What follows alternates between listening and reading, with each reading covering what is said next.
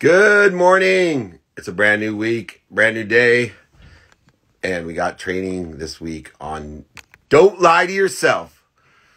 That's right. Don't lie to yourself training. We're going to look at the depths of how do we look within ourselves with the integral part of being ourselves and being true to ourselves. And how do we deal with the judgments, conditions, and attacks of others if we are ourselves. All things that we've gone through. So join me on Friday, 11 a.m. Pacific, 2 p.m. Eastern for Don't Lie to Yourself training. If you missed last week's training, please, it was on budgeting. Reach out to me. We have free exercises, guides, books, just like for pitching and selling and ego and all the other trainings that we've done. If you've missed any of them, they're featured on Spotify. Go there today. The new playlist is up today. All my trainings on entrepreneur as well. And of course on all platforms. So the playbook has its own special featured playlist on Spotify. So join me. Get the exercises, guides, my books. If you haven't got a book signed by me, I'm more than happy for a little Christmas or holiday gift to sign one and send it out to you on me. I will pay for shipping. Don't worry. Let me pin up here, david@dmeltzer.com. If you haven't joined my text community, it's 949-298-2905. I see Chantelle is here. Let's go ahead. Live with the president of Chantilly's Place and author, Chantelle. Here she is. Welcome. Hey, hi. How are you? I'm great. How are you? I am so good. I'm so good. I'm glad I worked this out. I'm often technologically challenged. No, you got a beautiful background. You look beautiful and you sound great. Thank you. Good. Can't beat it. I would have never known. So I'd say I'm in sunny California, except it's gray and moody today. I know. I'm in Orange County, and I usually use a little natural lighting, so I'm a little bit darker than normal. Yeah. So you feel me. We're in the same position. Oh, and I am just so intrigued by Chantilly's Place. And, obviously raising your kids without losing your cool. I need this so bad. Well, you know what? You're an entrepreneur. I'm an entrepreneur. It all goes together, right? Because when you're out there and you're building a business and you have kids at home, it's so complex. It's like, how do you do it without losing your cool? So it's interesting because Chantilly's Place is not actually my first business that I've owned, but I have to say it's my favorite. I love Chantilly's Place. And just for those of you who are tuning in who don't know me from a hole in the ground, I am a Canadian. I split my time between Toronto and Los Angeles. And in 2018, I purchased the oldest marina on the lake where we have a summer home. And everybody was so despondent in the community because it had been there for 63 years and it just didn't open one summer. And it was the hub of the community, as you can imagine, since it'd been there so long. So no business plan, just all heart. I was like, I got to save this place. So I opened this marina and we made our English bulldog the mascot. And the kids are obsessed. And if I post that he's going to be there, they're like little ants. They pull up to the dock and they're jumping off their boats going, Duke's here, Duke's here. And it's just an amazing little, like I said, hub of this lake community. Yeah, you have to do, and to bring prestige and awareness to Chantilly's Place, we have to do the Canadian version of Ozarks. And you know what, David? It's so funny because my husband's an actor and has been for like 37 years. And so when we turned up on the lake, right, everybody knew we'd bought a place on the lake. So they're like, oh, that's cool. Murdoch's on the lake. That's pretty cool. Then we bought the marina and they're like, are they Ozarking here? Like, what are they? Ozarking. A new adverb, Ozarking. I'm Ozarking. I'm Yellowstoning. That's what I'm doing. And to be clear, no, we are not Ozarking. Absolutely. I'm not Yellowstoning either. But I enjoyed both of those as well. So obviously you and I in very similar situations with kids in entrepreneurship. What are some of the best piece of advice that you have to keep your cool? Because I think if you can keep your cool, I always say, Wayne Dyer taught me this, Dr. Wayne Dyer. He said, awesome. Do you ever notice all the great saints of the world, Saint Teresa, all the great saints, they never had to fly across country with 6 children.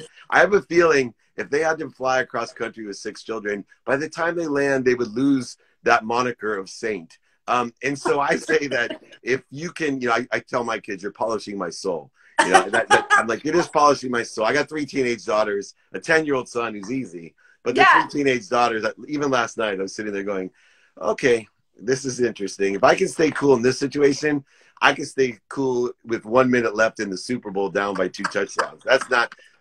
Tom Brady has nothing on me against Atlanta Falcons. I got 3 teenage daughters. What are some of the best pieces of advice that you can give? Well, first off, I want to say Tom Brady's got nothing on you because he's only got 1 daughter, and I don't even think she's a teen yet. Right. So I don't care how many Super Bowl rings that man owns. You are nothing if you haven't raised teenage daughters, right? Yeah. I feel you, and I'm with you because our girls are way on the other side now, 31, soon to be 30, and 24. So I think the biggest piece of advice I can give to parents who are entrepreneurs who are having kids, it is so important to be structured. You've got to be structured. You've got to be organized. And you have to make sure that your kids understand that, yes, your business is important to you, but they are also important. So I found that something that really worked for me is I made sure that I had one-on-one time with my girls, throughout the week, that I carved out that time, that I made sure that if I wasn't traveling, we always had dinner together as a family. So there are certain things that you can do that help your children understand that, yes, the business is important and it takes up a lot of your time and it takes up a lot of bandwidth, mental bandwidth and emotional, but that they also can come to you at any time at the drop of a hat, and that you're there for them and that you have great communication with them. And the other thing I enjoyed doing is I pulled my girls into my business. And as adults, like my one girl who's a stylist helps me with the merchandise of Chantilly's place. So she helps to design, our clothing. She helped to design the website. My eldest daughter, who's an artist and a makeup artist, she helped design the logo and the sign. And my youngest one now is helping, we're getting some property. She's going to manage the rental aspect. So as they're older, if you can pull them into your business and teach them how to be entrepreneurs themselves, it's a great life skill. So I think that it's super important. You've got to be organized. You've got to make sure they feel important and that they understand that the business is important, but they always will have a spot at the table with you, and carve out that time to spend time just one-on-one with them.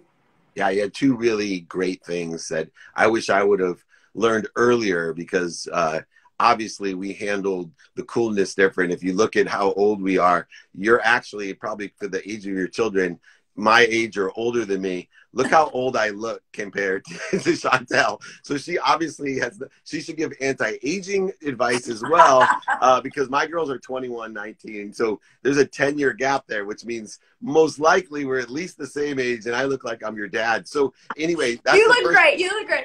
That's the first piece of advice.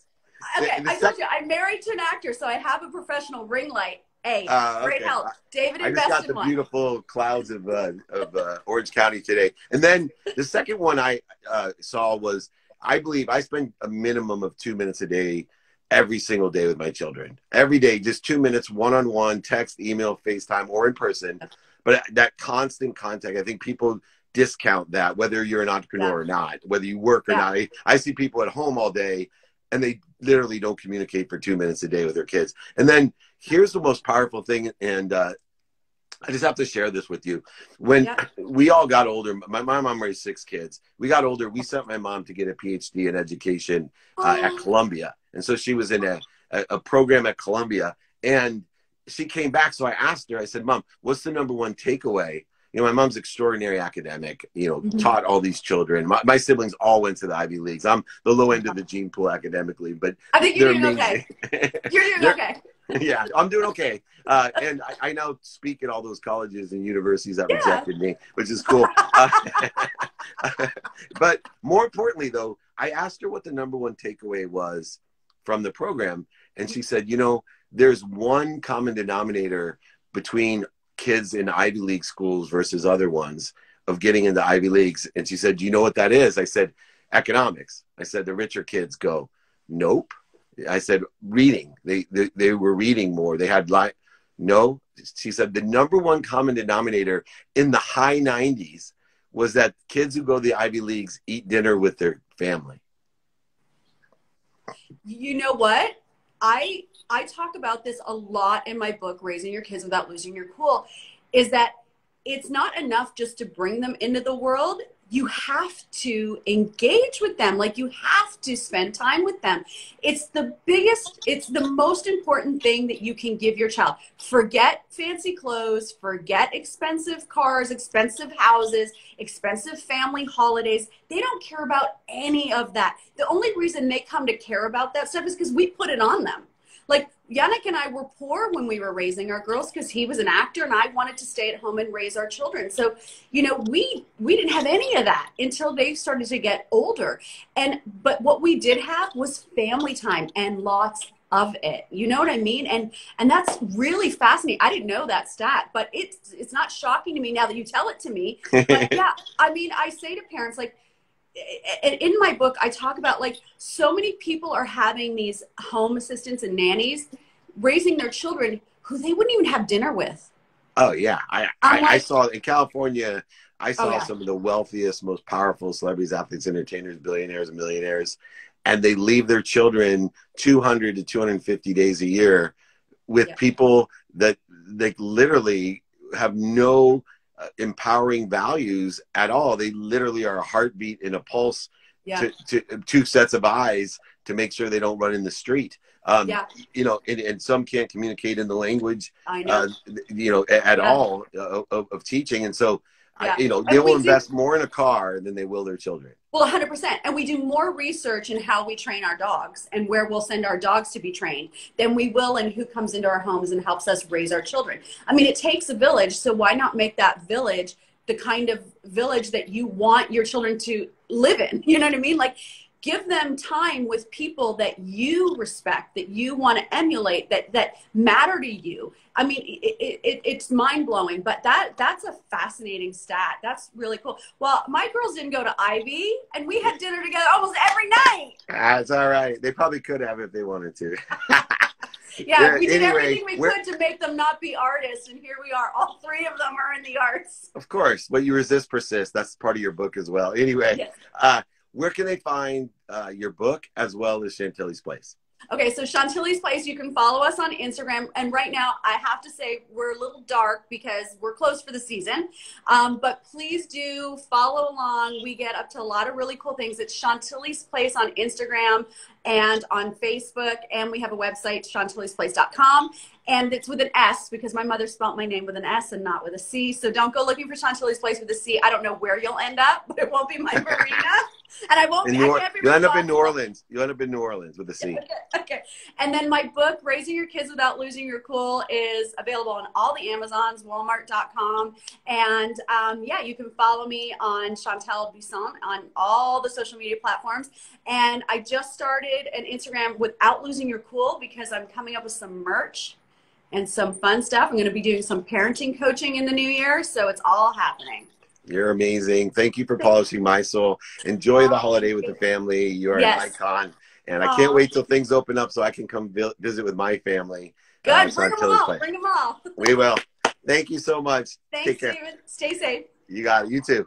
Bye. Wow. What a great entrepreneur. And you can see how this all works. It's amazing. And she's amazing. I do want some anti-aging advice from her. I have my friend from Buckhead. Let me see here.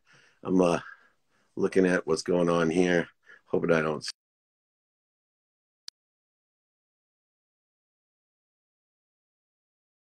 I got more light. I can see myself. Awesome. What am I doing here? Let me take a quick question. I'm looking for lobster bar.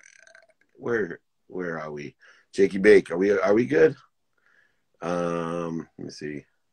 I think Sandeep's the only one there. Let me take a question and see where I'm at. What business concepts and principles do you wish you had learned earlier in your career?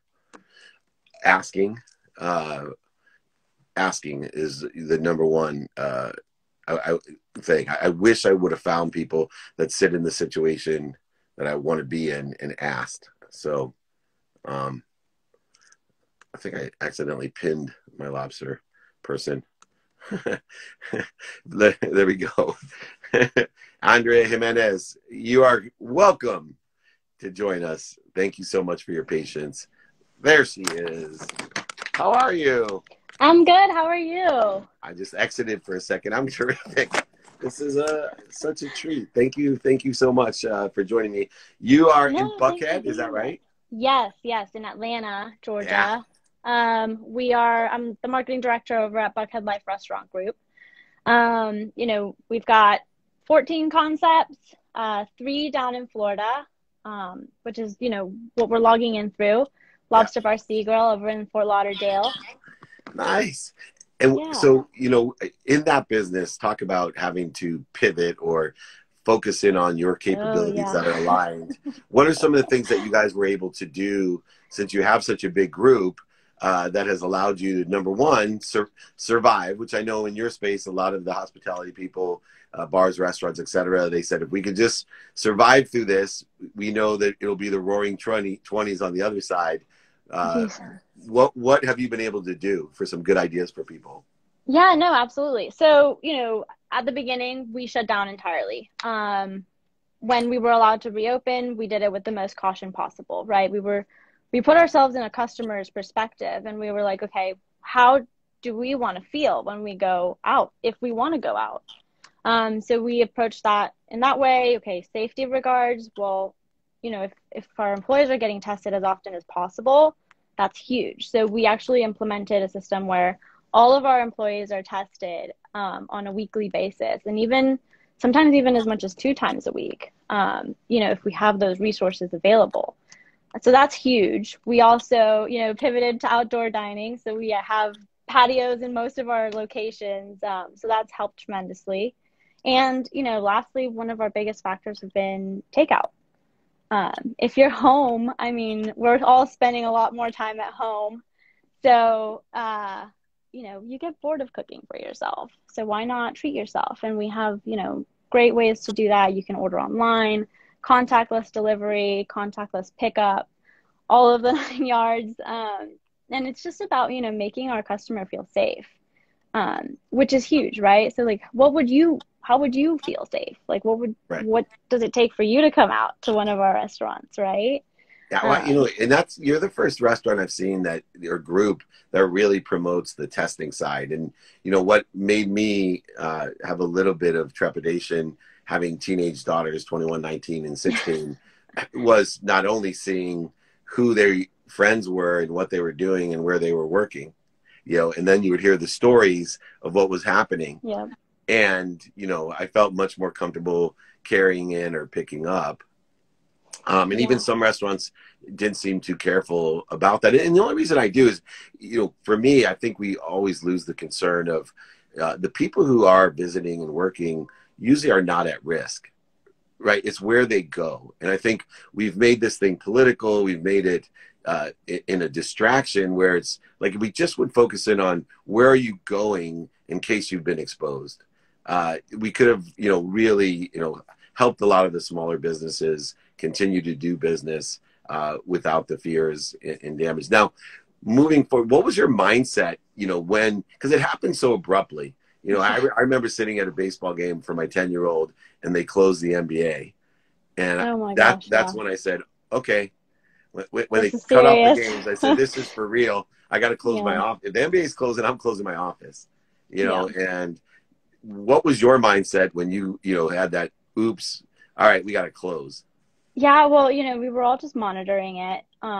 We could kind of see it coming. We were one of the last states to kind of pull the plug. So, know, it was just like, well, safety first. If we don't have any real information and we don't know how to keep you safe, then we're not going to ask you to come in. So we understood it. We absolutely understood it, obviously with heavy hearts, because that's a lot of uncertainty, right? But we are human. We are human. We're not here to just take people's money. It's Right. about, having that experience. And we're all about, you come to our restaurants and you come for the experience. You come to have a good time, to celebrate a birthday, not to get sick, not to Right. potentially, end up in a hospital. So it's about that. We carry that, and we believe it 100%. So that's where we were like, okay, well, how can we make it the safest experience possible? We've got sanitizing stations all over the place, deep cleaning before and after service and during service as well. all the whole 9 yards. You name it, we've got it. And it's just, trying to get through it, pivoting. You said it first. Pivoting is huge in our industry. So it's just, everything that we can do, we just try to accommodate for it. And then beyond the safety, there is an economic, restaurant groups like yours support a lot of people in the community in a variety of different ways. And, I always say money doesn't disappear. When you're making money, it goes to our communities of the people that are working full-time, part-time, to the delivery people, to the vendors, to the suppliers, to the merchant services, everything that's involved.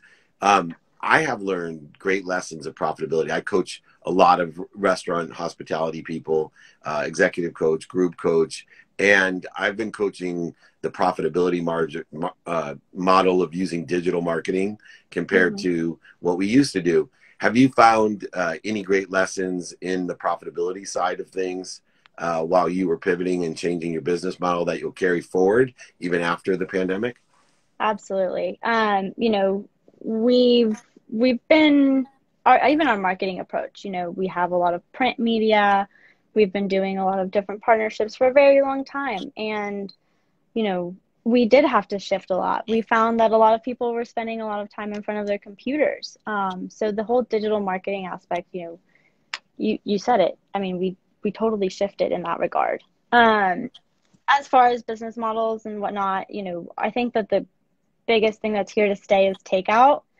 That will stay here forever. And it's fine, it's great. We would what a pleasant surprise to just come home or be home and, have a fully cooked meal that you don't even have to worry about. You can eat it in the container or serve it and have a nice dinner, candlelit dinner on your balcony or in your dining room.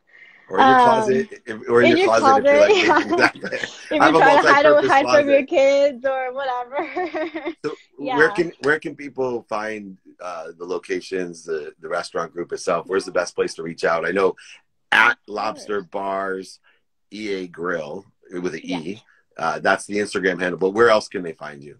Yeah, sure. So we've got, Lobster Bar Sea Grill in Fort Lauderdale, Chops Lobster Bar and City Fish Market, both in Boca Raton. And then we've got numerous restaurants here in Atlanta. So we've got Preachy, Chops, Kima, Bistro Nico, Atlanta Fish Market, Corner Cafe, Buckhead Diner. I think that's it for now. I travel 200 days normally a year, and I think I've been to 4 or 5 of those at the very least. And they're all awesome. And I look forward to revisiting as well. Too bad you can't deliver to my closet in California, because I would be eating there all the time. At Lobster Bar Sea Grill. Amazing. Thank you, Andrea. Thank you for having me. I'll talk to you soon. Very soon. Thank you. Bye-bye. Bye-bye. Great job. All right. Big business in Buckhead. Of course, great advice on how to pivot. That's what we're doing here. I saw Shelly Bell here, so I'm going to grab her. Let's see. So what a great... There we go. We'll go live with Shelly Bell, founder and CEO of Black Girl Ventures. Just there she is. Oh my gosh, I love your lipstick. How are you? Thank you. I'm awesome. How are you? I'm amazing. I just have to tell you, and I had this conversation with my wife. My business partner is Warren Moon. I've represented the Clemente family. I've dedicated my life to having people appreciate the differences. I don't even say equality. I say, I live my life. I want people to learn to appreciate our differences. That's the key. But, the one thing that's made me feel so old is that in the context of allowing people not to be offensive and I was brought up always saying, African-American. My business partner, Warren Moon, right? Call me African-American. And then somewhere in the last few years, it has switched to black again. And now I feel old because it's like wearing my purple and green Vans from the 8th grade. And my wife is like, throw those things away. And now my kids are like, those are the coolest shoes I've ever seen, Dad. I'm bringing stuff back into fashion and out of fashion. It's so hard to keep up. But one of the things that we have to keep up on is empowering, young Black women, young Black men, minorities in general. And the way I believe we're going to change the world is to have them understand, here's some money and show me what you can do. Because that's what America's built on. Yeah. And that's what you're doing. Thank you. It's so interesting when you talk about the trends, right? Like, 'cause things are cyclical, like Bell bottoms came back. They went out. You know, I saw, it's interesting to think about what would it look like if equity stayed in style, right? Like, Yeah. what would it look like if equality stayed in style, you know? So I think that I love that kind of take on it when we think about like trends and fashion and culture. And it's like to reshape or move culture to have more equity now. And I think we're getting there. I think we're going there. I'm hopeful. I'm a serial optimist. Me So, too. you know, we're doing all that we can at Black Girl Ventures. So we're excited. And tell me some of the things that, you know, through the last 9 months, we've got 9 years of accelerated change. By the way, I see another person you need to meet, Cole Hatters, on here, and he has a whole thing called Thrive. And I'm sure some of your people are members there, but he's an amazing entrepreneur, almost as amazing as his wife, by the way. I just had to throw that in. And yes, I'll go to dinner with you this week, Cole, or we'll order in. I saw that there real quick. You know, what types of challenges are we overcoming though in these 9 months with the, you know, young Black women and Black women in general, starting their businesses, maturing their businesses through funding? Yeah, so at Black Girl Ventures, we work to create access to capital for Black and brown women founders. And that could look like helping you get a better job. That could look like grant funding, which is what we do mostly. Access to investment, access to loans. We believe that if you have access to capital, community, and capacity, that you can grow your business, right? And so the ways that people have been able to grow is that some of the things that we don't think about when it comes to microfinancing is things like, well, I can pay my contractors for another quarter or two, right? And that type of thing is important when you're trying to grow a team and grow a business. I can now, you know, build a better relationship with my manufacturer with an infusion of capital. I can now have some extra marketing efforts. I mean, one thing we've seen over the course of COVID is it has its down moments and people are still shopping. So if you have something that people can engage in, whether it be a product or a service or a community, people are willing to engage. We're all looking for a connection now more than ever. And so I think Black and brown women founders have found themselves, they're amplifying their ingenuity right now to really be able to take advantage of that and find their way. At first, you know, when the quarantine hit, we heard a lot of the stories. You know, people losing 2 months of customers in one day. 40% of Black-owned businesses have declined. You know, these are the stories. And then there's been this energy shift and pivot. This like, we're not giving up. You know, we're not out yet. Don't count us out yet. And people have done things like I've seen people who were service-based, like skincare, makeup, people who were doing makeup move into owning the products and actually creating their own formulas. I've seen people delivering their what was physical dance classes to being virtual dance classes. I've seen people who have brick and mortar stores start to allow those spaces to be used to route for other businesses who did not traditionally have a space. So we've seen the ingenuity pick up, and I'm hopeful that with consistent infusions of capital, we'll be able to keep this going. You know, at its core, one of the things that, you know, I grew up poor, 6 kids, a single mom. I'm on the browner side of white, but I'm still white. But so I didn't face as many challenges as a lot of my friends. But more importantly, I have this philosophy of poor kid hunger combined with rich people help. And, you know, when we talk about appreciating differences, it's one of my strategies of all the things you listed out of how you empower all these, you know, young Black entrepreneurs. You know, to me, there's nothing better in a combination when we talk about appreciating differences, when you get a poor person's hunger with rich person's help, because they don't work alone, right? If all you are is hungry, without the experience and the capital, you ain't shit. That's right. And if all you are is rich, you ain't happy. That's and right. you ain't going to get it done because you got no heart anymore. I don't care what you say, you get soft. And very, very, very few people can have everything and maintain the same hunger that, you know, that I had when I was poor. And I practice at it, but I'm not as good as I was. Like, people say, I can't believe how much you do. You don't have to do any of this. I was like, man, if you would have seen what I did, you know, when I was 21 and I had nothing, you know? Yeah. Damon Johns has this book called The Power of Broke. Yeah. And it talks about, like, even when you get capital, infused with capital too early, sometimes you make a lot of mistakes because you're like, oh, I can do it. I got the capital, right? and you don't learn some of those lessons early on, that could really you can create an even more innovative business or create more longevity by just learning those lessons and being informed by some of the hiccups that you go through. And where do you think the biggest challenges are today? Where can people help the most? You know, it's interesting because always lead with your dollars. So I always, you know, cash is king, right? And networks. I mean, like, the thing is, it's three main things that underrepresented founders face, and it's lack of access to financial capital, but then there's lack of access to influential networks and ability to hire. I think that people right now, we need every business, no matter how big or small, to hire someone.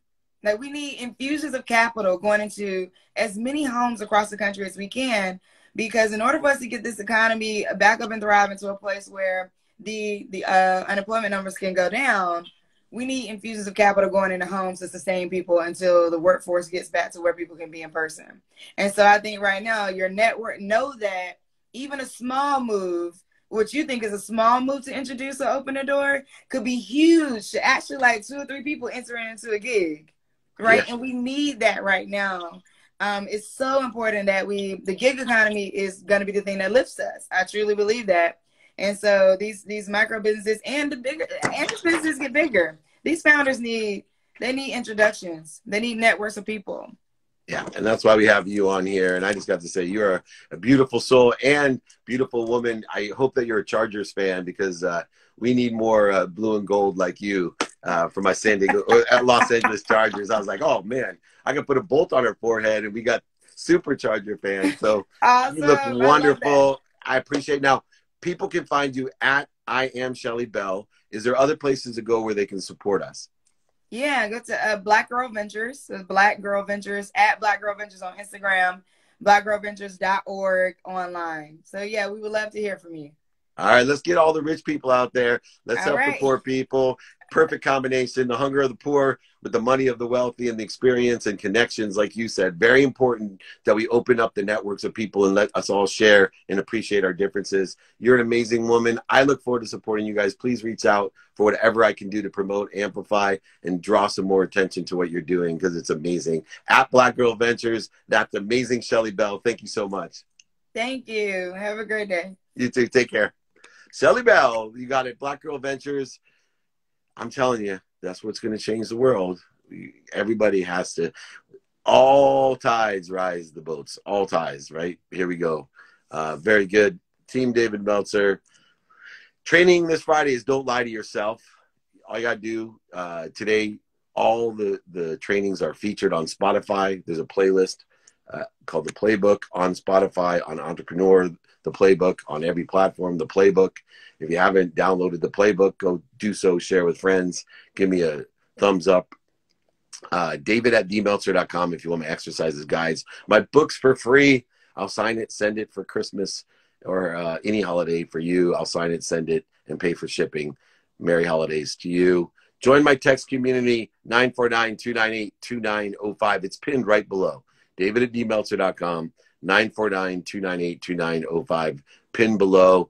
I'm going to take a question, and then we are going to get going on this unbelievable week. What's something you'd recommend for a young entrepreneur that you wish you knew? I wish I knew the status of how much I didn't know. Like, things were just very obvious to me, and I knew about 1%. Maybe I know 2% now that I'm 52, but the difference is I know I don't know the 98%. When I knew the 1%, I felt as if I knew 95% of everything I needed to know. Now I know about 2%, and I know I don't know the 98%. How do we get a signed book? Just email me, david@dmeltzer.com, or text me, 949-298-2905, right below, and I will sign the book and pay for shipping and send it to you, and you let me know what you think. Thank you.